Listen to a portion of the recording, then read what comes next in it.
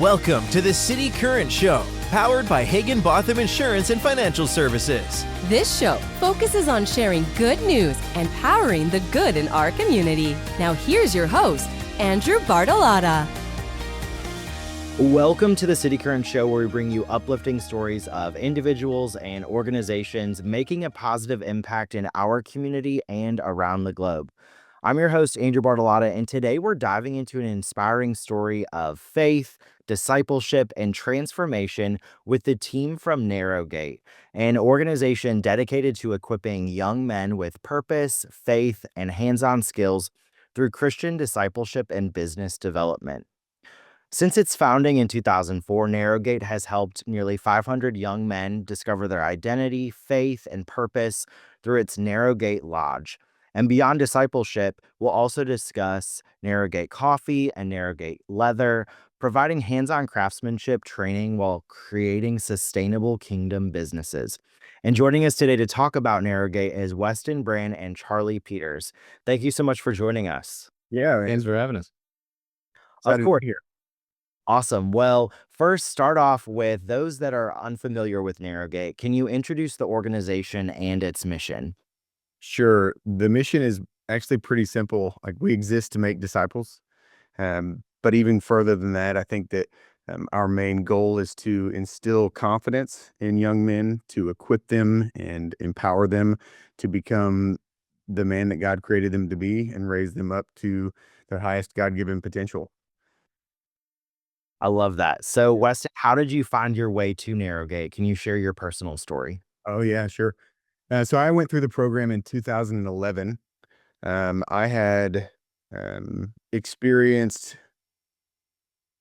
just the consequences of some really bad decisions in life.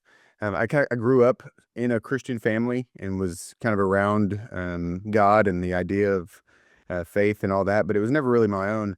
And so when I graduated high school and went off to college, I started to kind of get into some drinking, some drug use, some partying, stuff like that, and really just looking for answers to, kind of who am I? I was an athlete in high school, and that worked out really well for me. And then after I graduated high school, it was kind of like, okay, well, I'm not an athlete anymore. So now who am I going to be? And so I tried on the party hat for a while, and through that, got into some trouble, got a couple of DUIs, some public intoxications, and found myself in some legal trouble, and ultimately found myself in a season where I was tired of living an empty life. Just the hollowness of it all was meaningless and unimportant, and so I sort of wrestled with that. At the same time, my family's attorney, he just happened to be on the board of directors at Narrowgate. And so he pitched the idea of Narrowgate to me a few times over the years. And of course, at first I was like, no, thanks. I'm not interested in a program, or going out to some church camp in the woods. But whenever, I found myself in jail, that, it started sounding a little different, to me. And so I decided that I'd go. And in 2011, I went to Narrowgate just to fix myself, to figure out how to live differently and be better. What I didn't count on was actually encountering God in a way that would transform me from the inside out. So I would say the thing that motivated me to pursue something like Narrowgate was I was just tired of not knowing, who I was and why I was here, and looking for answers in all the wrong places, only to find that there are no answers, out in the world outside of, my creator. So that's what I would say. That's what brought me to Narrowgate. And when I got there, it was much more than I expected, and in the best way possible. I think that it takes a lot of introspection to be able to notice the pattern of, okay, I was an athlete, and maybe that was allowing myself to focus on one thing. And then when you graduate and you're not doing all the practices and games and such and whatever you're doing, and then you notice, okay, maybe there's some addiction or tendencies that I need to wrestle with. And then when you bring on the faith component, I think a lot of us that are listening or watching may have experienced an emptiness in their life, and when they don't focus or have God in their life, it's hard to say what your purpose is because you're living just amongst some self-taught ways of living that won't live up to your God-given potential. And so Oh yeah, man. takes a lot of Yeah. courage for you to then look at your life and say, I am destined for more and I'm worthy of more. And then to soak in all that is given and provided at Narrowgate for you to learn across your personal journey. What is it like now having Narrowgate as part of your life story, and how has it provided you with hope moving forward? Yeah, Yeah, I mean, as you were saying that, I was thinking everyone I think is in search of the answers to who am I? That question, who am I really?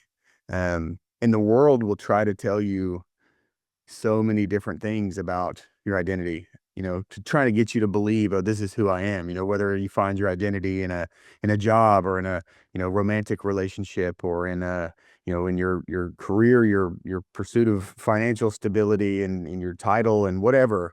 And it's a lie because those things can be taken away from you. Those things can crumble beneath you. And if you build your life on something that is feeble and that is, that can crumble, then when it does crumble, you'll be in an identity crisis. Everything will fall around you because if all of your eggs are in that basket and that basket disappears, then you got to start over. And I think that one of the things that Narrowgate did for me was it just gave me such a confidence in myself, in my abilities, in my future, in my pursuit of my purpose in this world, knowing that whatever this world throws at me, it's not going to shake me. It's not going to tear me down. I'm not going to be left spiraling out of control, wondering about these really important questions of who I am and why I'm here. And so I would say that's probably primarily the biggest thing that Narrowgate taught me was that, you know, everything that happens to me in this life, is meant to shape me into who I'm meant to be and not meant to, destroy me. Mm. I would say Yeah. that's the biggest thing. Yeah. Well said. And I love that Narrowgate is that firm foundation, helping you to build your life on that firm foundation and put God first and you and really understand your purpose Mhm. there. Charlie, as a former student, what was your experience like and how has it shaped your life? My life in every way is pre-Narrowgate and post-Narrowgate. Hmm. Um, I got saved at 17, but it's clear to me that God was orchestrating my life in a way that I would end up in Nashville, not being from here, and then ultimately come to Narrowgate and really do get to discover who He is, and then who I am in reflection of that truth. Um, for a long time, I knew I was saved, but I didn't know who I was. Like, I didn't know I was loved, you know? I didn't have that deep-rooted relationship with my creator. I just knew that I was saved. And, I think there's a lot of believers out there that, that's where they're at in their sanctification, is that they know they're saved. But the truth is, Jesus came to bring heaven down to earth now, and we get to experience Him now. Eternity starts now. And once we pass over to the next life, it just continues with Him. And I think we miss that. We miss out on all the good and all the things that He can step into in this life. Because at the end of the day, this is for the believers, this is the worst it's ever gonna get, but He makes this really, really good, you know? Mm. And all the bad is doable. It's not even doable. It's like you get to embrace it because He did it first. You know, He encountered suffering first on our behalf. And so everything is redeemed in your life. And so yeah, my life really is pre-Narrowgate and post-Narrowgate, not because Narrowgate is the only way to find God, but because it is a way that God is something God uses specifically for young men. Mm. Um, Can I jump in? Yeah. I love what you brought out, something that I think I also experienced in that before Narrowgate, I looked at like Christianity or faith in Jesus or the gospel as sort of this you know, I think everybody who's grown up in church is familiar with the phrase, Jesus died on the cross to save you from your sins so that you can go to heaven when you die. And it's not wrong, it's just not complete. It's not full. It kind of forgets about the right now. What about before heaven? What about this life? Like, unfortunately, when you get saved, nothing, like, nobody pushes the clear button. Like, you still have to deal with all the, the junk in your life that you've dealt with for years. And I think that what you were talking about, like, in this life, like, it's things are redeemed. And what I encountered at Narrowgate was how to experience the gospel and how to live in freedom now here on earth, and not just have to, like, this is not just a waiting game until heaven comes. It's like you can experience life and freedom and fulfillment and purpose and passion now. Yep. Yeah. Yep. I think what's really cool too is that we're having this conversation as three men talking about Jesus, and that we are okay and open and honest talking about him and his goodness and his faithfulness. And a lot of times I feel like women in particular have a lot more opportunities to share the gospel with one another and have conferences and such. But for Narrowgate to exist, but also for us to have a conversation and be okay to talk about and open to talk about God's love as men, I think is something that we should, as men, be more comfortable in doing.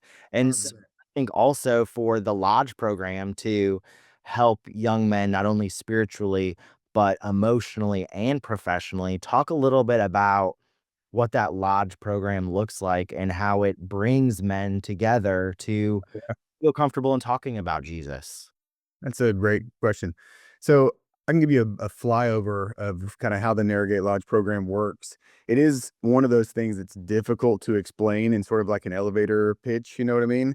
Because you just have to, you can't really envision it unless you come out and see the place, which anybody who's listening and wants to come take a tour is absolutely welcome to do that. But basically, our program is about 7 to 8 months long, from start to finish.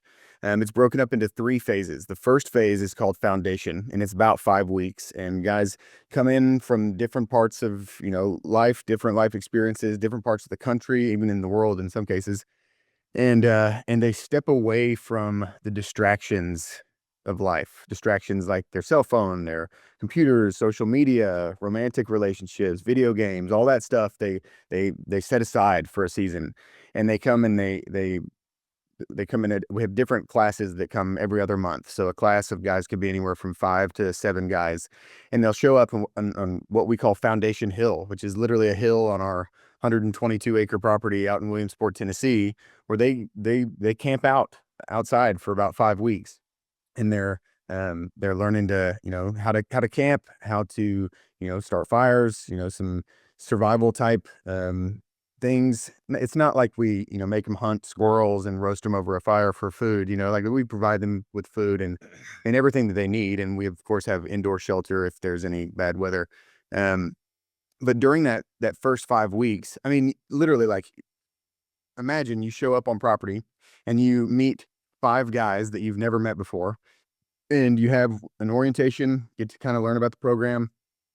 And then you pack a bag and you go up on a hill out in the middle of the woods where there's no cell phone signal. There's no, there's no, nothing, none of the counterfeit comforts that you formerly had to distract yourself or pull out of a moment with. And you have these 5 guys that you just met, and you start to have this crazy thing called conversation, and you start to learn about each other and learn that, you may have different backgrounds, different life experiences, but you're all searching for the same thing. You're all looking for identity and purpose.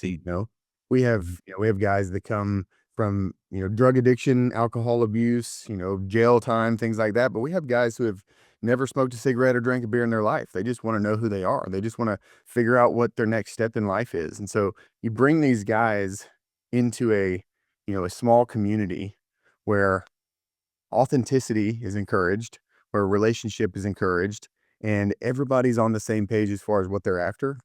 Then they go through the book of John. We do an in-depth study on the book of John. We've also got some other curriculum that we go through that's about identity in Christ and things like that. And then at the end of that 5 weeks, they make a decision for discipleship, not only a decision to follow Jesus, but a decision to continue in the program of Narrowgate in the style of discipleship that we offer. So that's the first phase, which is 5 weeks. The second phase is called community, where that class of guys, that class of 5 to 7 guys, moves into what we call the barn. It's a bunkhouse with a couple of other classes that are there. So they guys that have been there already for 2 months or 4 months or whatever, and they all live together. They live together, they cook together, they work together, they eat together, they fight together, they laugh together. All these things, and it's their for some of these guys the first time that they've ever been in a real authentic community of like-minded men who are all pursuing the same thing, which is Jesus. And so that's about a 4-month phase, and this is a community is where the heartbeat of Narrowgate Lodge is. It's just a bunch of guys. It's a 24/7 program. There's always students in community, and they just are living together and pursuing deeper knowledge and understanding of the scriptures. They're going through a bunch of different Bible studies, and we teach scripture in context, which means that we're not just doing Bible studies, but we're teaching about the culture, the historical context to bring the scriptures to life that enables them to encounter the truth in a different way than is just a lecture style format. We also have opportunities for them to work on property and develop different characteristics and qualities of a man of God, and learn different skills and crafts and things like that. So that's the middle phase, which is community. The final phase of the program, which we call service, is about 8 weeks long, and they move into our lodge. We've got about a 10,000 square foot lodge that they move into, and they start to get their bearings on where they're headed next, start to learn to transition back out into the world and reintroduce into society. But they're also learning things like how to teach, how to lead, how to take what they've learned and offer it back to the students that are coming in behind them, so that they're actually not just walking out their own discipleship, but learning to make disciples, to pass on what they've learned. And so one of my favorite parts about the service phase is that we send them on what we call a vision and purpose solo. And so they have spent the last 6 or 7 months learning about who God is, learning about how to hear his voice and understand what it is that he's saying to them. And then we send them out on a solo where they get by themselves. They go out somewhere on our property and camp out for 24 hours. And they have this list of questions that they ask God. Questions like, God, what words do you use to describe me? Or God, I know you've given me specific talents and gifts. What are those gifts, so that I can learn to use them according to your purposes for my life? And questions like that. And they'll ask these questions, and they'll get answers, and they'll write down, the answers that they hear. And they take this list of answers that they've gotten from God, and they consolidate it into what we call a vision and purpose statement, which is essentially a letter from God about who they are and why they're here. And so they'll take that statement and they'll read it at their graduation ceremony, where we invite all their friends, their families onto a property, and we have a big celebration and a ceremony. And it's something else. It's awesome. It's really cool. Something So to get. that's kind of a flyover of the program, but it's so much more. What an incredible organization. I just think of like myself, but also so many men in my life, even my 2 sons, just how you would benefit from such an experience. And even through the adversity you may have been through prior, before Narrowgate, and how that sets you up to be such not only a man of God, but a man of faith, and a man that you can trust, and with integrity and purpose and passion moving forward. So I definitely understand now when you use a phrase like before Narrowgate and after Narrowgate, because you're completely changed. Yeah. And so what an incredible, like I said, organization. And so how would where would someone go, or what does the intake look like for someone that would be interested in being part of Narrowgate? Yeah. You want to take on? You want me to answer it? You got. Okay. So we do have an application process. We take about 36 students, up to 36 students a year. So it's not just like come one, come all. Yeah. And the reason that is because the more students that we add, the more programmatic it becomes and less relational. And so relationship is at the heartbeat of discipleship. And so that's why we try to keep our numbers small. So we do have an application process, an interview process. Anybody can apply. You can apply online at narrowgate.org. And once an application is submitted, we'll receive it and we'll set up interviews. And we do a couple of interviews where we talk through talk with the candidates about, it's less of an interview and more of just a conversation for us to get to know these guys and them to get to know us and see if this is a good fit. But man,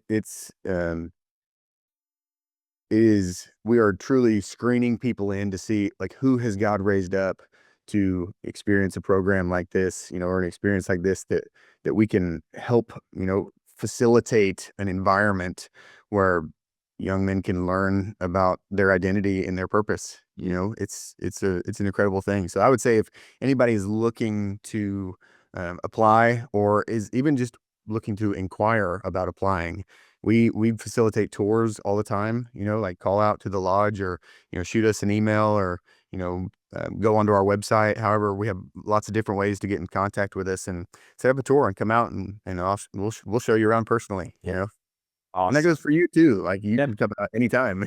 Definitely. Like I've seen photos, but to experience it firsthand has to be incredible as well. And you have the lodge in the expansive space, but you've also expanded beyond discipleship even into social enterprises. So tell us a little bit more about Narrowgate Coffee and Narrowgate Leather. Yeah, sure. Well, a main component of the lodge is transformation through relationship and confidence through craftsmanship. So there's always been a craftsmanship oriented portion of our program to build confidence and to tie in the spiritual truths that you're learning to hands-on activities, hands-on learning. And because a lot of these guys, especially nowadays, they don't have history with woodworking or building something with their hands or metalworking, using a forge, and taking rebar and bending it and building cool things. And so we tie in that craftsman oriented teaching into our biblical teaching. And out of that birthed a couple businesses. We call the group of businesses called Narrowgate Artisans, but in that we have wood, coffee, and leather.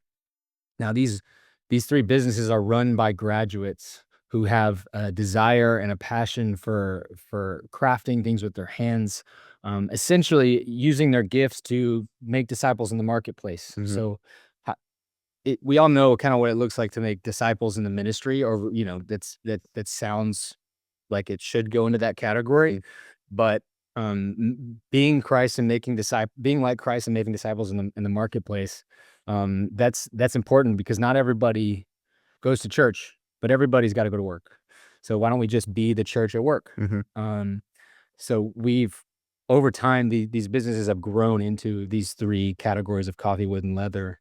And with our leather companies, we make Bibles, Bible wraps, really, really high-end stuff that is just Really good. really, really cool.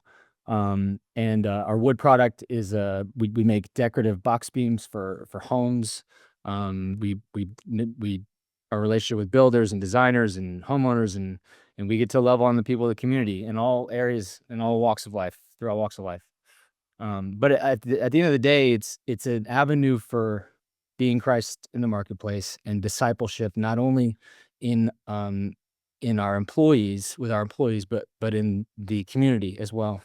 And at the end of the day, it helps to fund Narrowgate and make it tuition free for every student that walks through our doors. Because it's expensive coming through Narrowgate. It's expensive for a student to come through Narrowgate, but it is free because of our amazing donors that we have and our businesses that help make sure that it stays tuition free. Paul built tents for his ministry, and so we do wood, leather, and coffee. So that's just kind of our tent building stuff. But it's a mix of a bunch of different things. And I think the really cool part of it is that it's these graduates who have gone out on vision and purpose solos and heard back from the Lord about their gifts and what makes them come alive. and now they're utilizing and using that thing and almost given permission to use that thing. Mhm. You know, whereas like for me as a believer, when I first got saved, I kind of thought, since I'm a Christian now, I got to go into ministry. Ironically, I am in ministry now. It's a little different than I thought it was going to be, but I love what I do. But like I think I felt this like pull, like, oh, I have to be in ministry, and to hear, like, to go on a vision and purpose solo and hear back from the Lord about the things, confirmation of the things that make me come alive. And now I get to go utilize those things to help, make disciples and come alive. It's like, it's awesome. Mhm. So It's so great to speak to both of you as former students. And I think there's so much power in knowing that, one, you can overcome the adversities that you face, but then also because of God's love and forgiveness, and you all really honing in inside, being changed, and now helping others and leading others to become fully devoted followers of Christ through your work, is that has to be really, really impactful for all of you on the team to see Mhm. people as they change and the process of it, because you're with them for such a long period of time. Sure.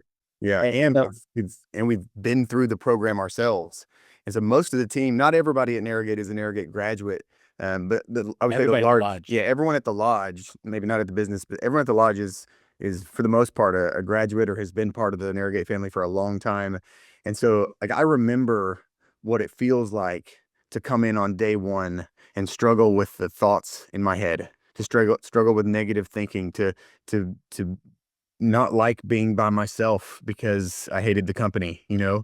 Like I remember having those negative thoughts that just plagued me all the time. And so to see these guys come in and just struggle and be, wrestling with these things, like I remember what it felt like. And it feels really, really good to be able to say to them on day one, like, hey man, I know where you're at because I was there. And let me just offer you a little bit of hope. I'm not there anymore. Yeah. You know, like I'm sure I've still got struggles. The struggles never go away. They just change over time. But I don't struggle with the same thoughts that I did on day one.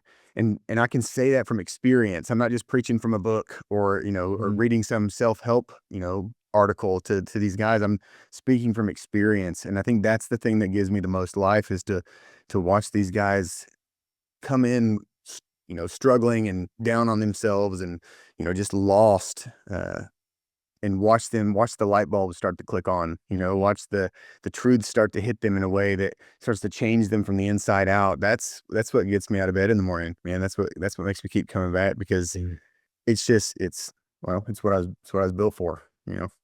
amen, amen. Tell us where you're regionally located. The lodge is in Williamsport, Tennessee. Um, the businesses, the Narrowgate Artisans location, is in Columbia, Tennessee. So that's where we're at.